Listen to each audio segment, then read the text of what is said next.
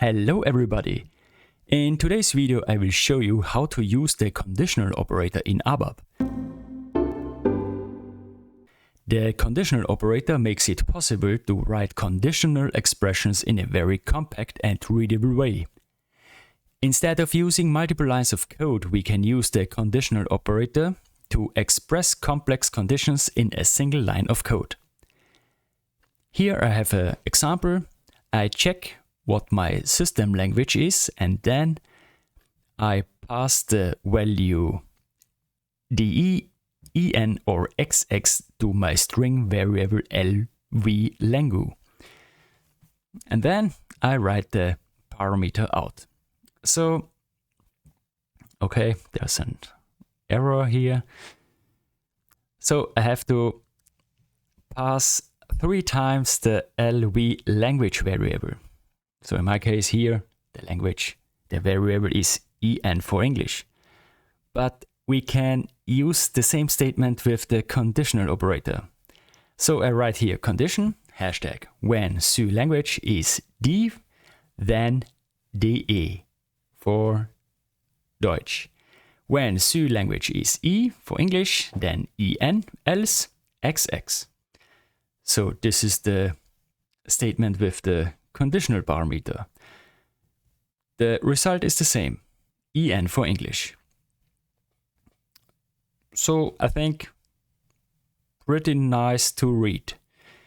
The next statement I want to show is I declare 2 variables again, lv number of type E and lv priority of type string.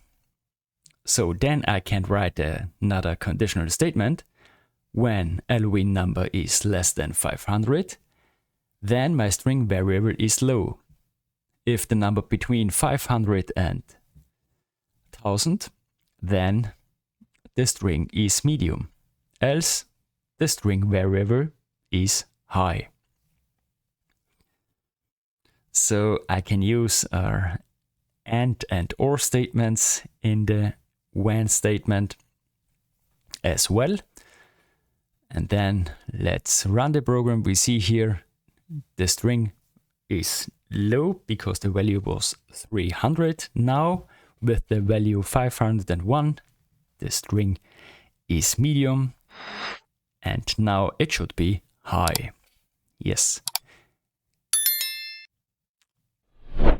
Next, I declare 2 more variables. lv flag of type integer with the value 0, then lv result as my string variable. Then the condition statement is lv result is condition when lv flag is 0, then 0, the string variable is 0. When lv flag is 1, then the string variable is 1. Else we throw an exception. CX exception. And here we write the variable lv result. So if we activate the code now, we get an error because the type CX exception is unknown. For this we have to declare the exception first. And I write here class CX exception definition inheriting from CX no check. Then we write end class. And then we need a try and catch block. So before the statement I write here try and at the end catch. CX exception into data etxt, and then I write the exception message with etxt get text. Then end try. We activate the code and we run the program with the value 0 first. Then the string variable should be 0. Then we change the value to 1. Then the string variable should be 1. Okay, and then we set the value to 2. And now we should get the exception. Yes, an exception was raised. Yes, the examples clearly show that you can gain an overview and save a few lines of code.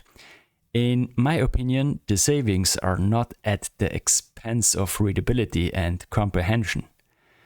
I will probably replace one or the other if-else statement with the conditional operator in the future. Yes, at the end, as always, don't forget to subscribe, give me a thumbs up and write something in the comments. Take care and see you in the next video.